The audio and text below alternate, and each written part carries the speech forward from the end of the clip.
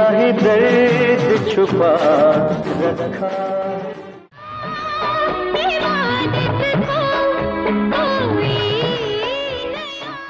सुन ले ये सारा जमाना, किया प्यार तो क्या शर्माना, दिल कहता। हिंदी सिनेमा जगत में कई ऐसे अभिनेता और अभिनेत्री आई जिन्होंने अपने दमदार और बेहतरीन अभिनय के दम पर फिल्म इंडस्ट्री में अपनी पहचान बनाई है। कई कलाकार ऐसे थे जो कुछ ही फिल्में करने के बाद फिल्मी पर्दे से गुमनाम हो गए और कई कलाकार ऐसे भी थे जो हमारे दिल और दिमाग में हमेशा के लिए बस गए।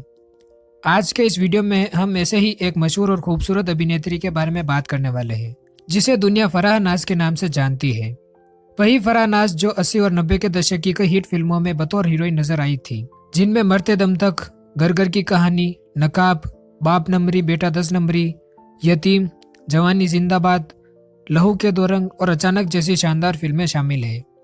फराह नाज फिल्म इंडस्ट्री में अपनी खूबसूरती के लिए तो जानी जाती थी, साथ ही में वो बॉलीवुड की सबसे गुस्सेल हीरोइन के रूप में भी मशहूर थी। यहाँ तक कि फिल्म में काम करने वाले फराह के को स्टार भी उनके साथ काम करने से डरते थे। जब भी फिल्म में फराह के साथ कोई सीन होता था तो उनके साथ काम करने वाले उनके को स्टार के पसीने छूट जाते थे। उनको डर रहता था कि पता नहीं कब फराह नाज भड़क जाए और वो उनके गुस्से का शिकार हो जाए। दरअसल फराह नाज कई बार सबके सामने अपने को स्टार और प्रोड्यूसर को थप्पड़ मार चुकी थी और कई लोगों से वो झगड़ा भी कर चुकी थी, जिनमें अभिनेता चंकी पांडे, अनिल कपूर, जैकी श्रॉफ और प्रोड्यूसर फारूक नाडियावाला भी शामिल है। और तो और एक बार उनका झगड़ा सनी देओल से भी हो चुका था। तो आखिरकार ऐसी क्या वजह थी कि फराह नाज ने चंकी पांडे और फारूक नाडियावाला को थप्पड़ मार दिया था, और क्यों उन्होंने अनिल कपूर, जैकी श्रॉफ और सनी देओल से पंगा ले लिया था, और क्यों फराह नाज कुछ ही फिल्में करने के बाद फिल्मी पर्दे से गुमनाम हो गई थी। तो आज के इस वीडियो में हम जानेंगे इन सभी सवालों के जवाब। लेकिन वीडियो में आगे बढ़ने से पहले आपसे एक छोटी सी रिक्वेस्ट, प्लीज वीडियो को लाइक और चैनल को सब्सक्राइब जरूर करें।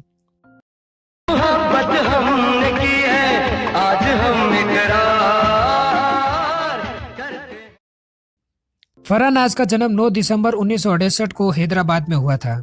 उनके पिता का नाम जमाल हाशमी और माता का नाम रिजवाना था।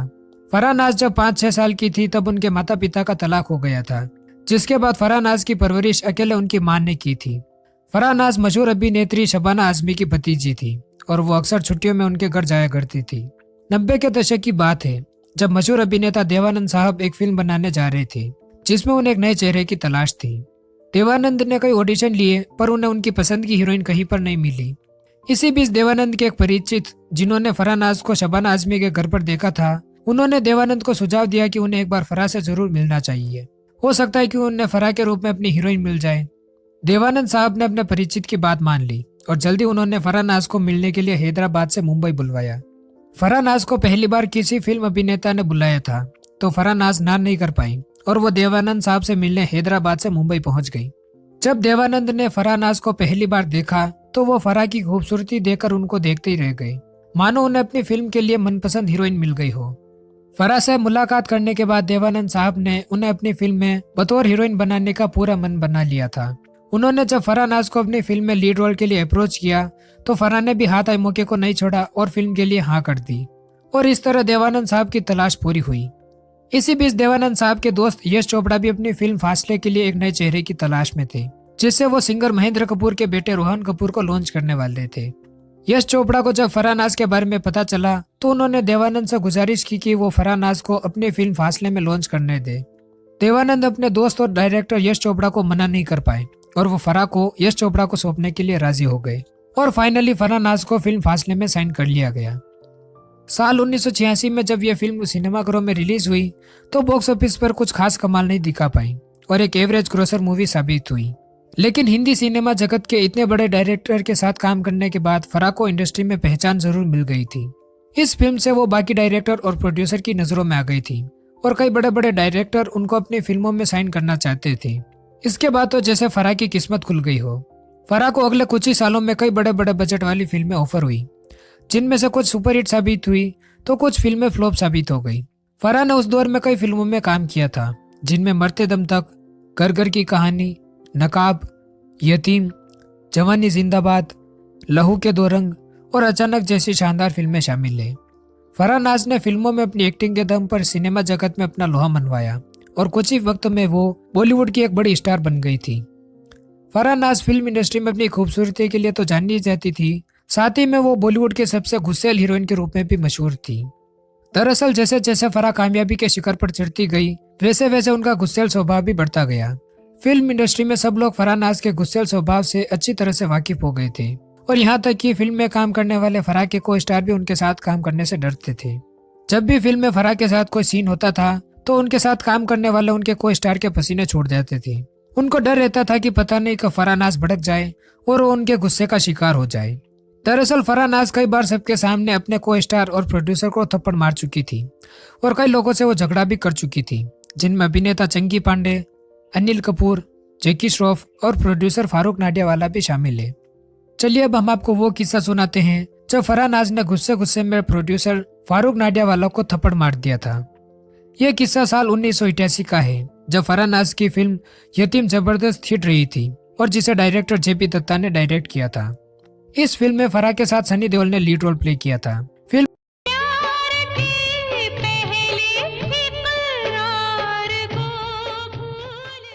फिल्म के हिट होने के बाद इसकी सक्सेस पार्टी हुई थी जिसमें उस दौर के कई जाने माने सेलेब शामिल हुए थे, जिनमें से एक थे जाने माने फिल्म निर्माता और जेपी दत्ता के दोस्त फारूक नाडियावाला। रिपोर्ट्स की माने तो पार्टी में उन्होंने ड्रिंक ले रखी थी और नशा उन पर चढ़ गया था। नशे में उन्होंने फराह नाज को ड्रिंक लेने को कहा लेकिन फराह ने मना कर दिया। नाडियाडवाला ने फिर से उन्हें ड्रिंक लेने के लिए ऑफर किया पर फराह बार बार मना करती रही। जितनी बार फराह उन्हें मना करती उतनी ही उन्हें बेइज्जती महसूस होती, जिसके बाद फारूक ने गुस्से में कुछ ऐसा कह दिया कि एक्ट्रेस आग बबूला हो गई। दरअसल मीडिया रिपोर्ट्स के मुताबिक उस वक्त नशे में फारूक ने कहा कि साड़ी की वजह से ड्रिंक नहीं कर रही हो तो साड़ी को उतार दो। बस यही शब्द सुनकर फराह नाज से रहा नहीं गया और उन्होंने जोरदार तमाचा प्रोड्यूसर फारूक नाडियावाला के गालों पर जड़ दिया था और वो पार्टी से चली गई। उस वक्त पार्टी में कुछ जर्नलिस्ट भी मौजूद थे जिन्होंने अगले दिन अखबार में वो आंखों देखी खबर छाप दी। हालांकि फराह नाज ने बाद में माना था कि उन्होंने थप्पड़ नहीं मारा था, लेकिन इस पर नाराजगी जाहिर की थी। चलिए आपको वो किस्सा सुनाते हैं जब फराह ने मशहूर एक्टर चंकी पांडे को सबके सामने थप्पड़ मार दिया था। यह 90 के दशक की बात है जब 1989 में फिल्म कसम वर्दी की सेट पर उन्होंने अभिनेता चंकी पांडे की पिटाई कर दी थी। इस बात का खुलासा फराह ने खुद इंटरव्यू के दौरान किया था। उन्होंने बताया था कि चंकी पांडे हमेशा उन्हें आई एम द मैन कहकर भद्दे इशारे करते थे, इसलिए उन्होंने एक दिन चंकी पांडे को वुमन पावर का एहसास करवा दिया था। बी टाउन में इस घटना की खूब चर्चा हुई थी। उस दौरान फराह नाज सुर्खियों में छा गई थी। इस घटना के बाद से चंकी पांडे और फराह नाज की दुश्मनी भी बढ़ गई थी। इसके कुछ वक्त के बाद फराह नाज ने एक मैगजीन को इंटरव्यू दिया था और इस इंटरव्यू के दौरान फराह नाज से चंकी की पिटाई करने वाली घटना के बारे में पूछा गया था। इस बात पर फराह नाज भड़क गई थी और उन्होंने चंकी को जान से मारने की धमकी तक दे दी थी। फराह के इस इंटरव्यू से सिनेमा जगत में काफी विवाद खड़े हुए थे। फराह नाज अनिल कपूर संग अपने झगड़े को लेकर भी खूब सुर्खियां बटोर चुकी है। फराह नाज और अनिल कपूर फिल्म रखवाला और काला बाजार में साथ नजर आए थे। यह किस्सा फिल्म रखवाला की शूटिंग के दौरान का है। दरअसल मीडिया रिपोर्ट्स के मुताबिक अनिल कपूर इस फिल्म से फराह नाज को हटवाना चाहते थे और उन्हें माधुरी दीक्षित से रिप्लेस करवाना चाहते थे। इसके लिए वो डायरेक्टर और मेकर्स पर दबाव डाल रहे थे। जैसे ही फराह नाज को इस बात का पता चला, उन्होंने अनिल कपूर को धमकी दे डाली थी। हालांकि अनिल कपूर और फराह नाज की फिल्म रखवाला कुछ खास सफल नहीं हो पाई थी। फराह नाज का झगड़ा दिलदार कहे जाने वाले जैकी श्रॉफ के साथ भी हो चुका था और फराह ने तो उन पर संगीन आरोप भी लगाए थे और जब जैकी श्रॉफ पर गंभीर आरोप लगे तो उनका खूब नाम भी उछला था। फिर उन्हें गलती का एहसास हुआ और दोनों हाथ जोड़कर उन्होंने अपनी ही को स्टार से माफी मांगी थी। तो आखिरकार क्या हुआ था ऐसा जैकी श्रॉफ और फराह नाज के बीच, चलिए जानते हैं। मैं लड़कियों पे हाथ नहीं उठाता वरना बता देता। मैं भी तुझ जैसे पर हाथ नहीं उठाती। इसका फैसला तो मौका मिलने पर ही होगा, लेकिन फिलहाल। दरअसल साल 1987 में फिल्म दिल जला रिलीज हुई। शूट पूरा करने के बाद अक्सर सभी कलाकार डैनी डेंगजोम्पा के घर जाकर पार्टी किया करते थे। डैनी डेंगजोम्पा इस फिल्म में विलेन के रोल में थे। फिल्म में डैनी के साथ जैकी श्रॉफ और फराह खान लीड रोल में थे। उस वक्त फराह नाज अपनी छोटी बहन तब्बू को अपने साथ बॉलीवुड की बड़ी पार्टीज और शूटिंग में ले जाया करती थी। एक दिन ऐसी ही पार्टी में फराह तब्बू को भी अपने साथ लेकर गई। उस वक्त जैकी श्रॉफ ने इस पार्टी में बहुत ज्यादा शराब पी ली थी और वो शराब के नशे में पूरी तरह से चूर थे। फराह ने एक इंटरव्यू में इसका जिक्र किया था। उन्होंने कहा था कि जब वो पार्टी के लिए डैनी के घर पहुंची तो वहाँ जैकी श्रॉफ भी मौजूद थे। इस दौरान जैकी ने बहुत ज्यादा शराब पी रखी थी। नशे में धुत उन्होंने तब्बू के साथ बदतमीजी की। जैकी ने तब्बू का हाथ पकड़ा और उन्हें काम दिलाने की बात करने के साथ उनके साथ बदतमीजी करने लगे। जैकी की इस हरकत से तब्बू बुरी तरह से डर गई थी और वो रोने लग गई थी। ऐसे में डैनी ने आकर तब्बू को बचाया था। बाद में तब्बू की बहन फरहान ने जैकी के खिलाफ मीडिया में बयान देकर काफी हंगामा भी किया था, जिसके बाद जैकी श्रॉफ का काफी नाम उछला गया था। फरहान ने कहा था कि अगर डैनी बीच बचाव के लिए नहीं आते तो जैकी पता नहीं क्या कर जाते। हालांकि काफी बवाल होने के बाद जैकी ने फराह से इस हरकत को लेकर हाथ जोड़कर माफी भी मांगी थी, लेकिन फराह इस केस के बाद जैकी से काफी नाराज हो चुकी थी। इस मामले पर तब्बू ने कभी कोई सीधी बात नहीं की, लेकिन उन्होंने उस दिन जो कसम खाई थी वो आज तक कायम है। तब्बू ने कसम खा ली थी कि कभी वो जैकी के साथ काम नहीं करेगी। यहाँ तक कि पब्लिक में भी अगर दोनों कभी एक दूसरे से टकरा जाते थे तो भी एक दूसरे को इग्नोर करते ही दिखते थे। चलिए अब हम आपको वो किस्सा भी सुनाते हैं जब एक्टर सन्नी देओल अपने पिता धर्मेंद्र के लिए फरहान नाज से भिड़ गए थे। पूरा मामला साल 1988 का है, जब फरहान नाज और सन्नी देओल जेपी दत्ता की फिल्म यतीम में साथ काम कर रहे थे। एक दिन अपने बेटे सन्नी देओल की फिल्म की शूटिंग देखने के लिए धर्मेंद्र सेट पर पहुंच गए थे। धर्मेंद्र को देखते ही जेपी दत्ता समेत तमाम क्रू मेंबर्स उनके स्वागत के लिए खड़े हो गए, लेकिन फरहान नाज अपनी जगह पर ही बैठी रह गई। फराह पर धर्मेंद्र की नजर भी पड़ी पर उन्होंने कोई ध्यान नहीं दिया। धर्मेंद्र जेपी दत्ता के ऑफिस में पहुंचे और फराह से मिलने की इच्छा जताई। जेपी दत्ता ने फरहान नाज तक धर्मेंद्र का संदेशा पहुंचाया। फराह ने जवाब दिया कि जिसको मुझसे मिलना है वो मेरे पास आ जाए। धर्मेंद्र को यह गुस्ताखी ठीक नहीं लगी और वो सेट से नाराज होकर चले गए। सन्नी देओल उस वक्त वहां पर मौजूद नहीं थे, लेकिन बाद में जब सन्नी देओल को इस पूरे मामले का पता चला तो वो फराह से भिड़ गए थे और दोनों में खूब बहस भी हुई थी। सन्नी देओल ने इसी वजह से फिल्म यतीम के बाद दोबारा फराह संग कभी किसी फिल्म में साथ में काम नहीं किया था। बात करें फराह नाज की शादीशुदा जिंदगी के बारे में तो फराह नाज जब अपने करियर की ऊंचाई पर थी तभी पहलवान दारा सिंह के बेटे बिंदु दारा सिंह से एक फिल्म के सेट पर उनकी मुलाकात हुई थी। बताते हैं कि उस दौर में जहां एक तरफ फराह मशहूर एक्ट्रेस थी, वहीं बिंदु उस दौरान फिल्मों में आने की कोशिश कर रहे थे, लेकिन उन्हें कोई बड़ी सफलता हाथ नहीं लग रही थी। कुछ ही मुलाकातों के बाद फराह ने अपनी मां के खिलाफ जाकर बिंदु से शादी करने का फैसला किया और दोनों ने 1996 में घर वालों की मर्जी के खिलाफ जाकर शादी कर ली।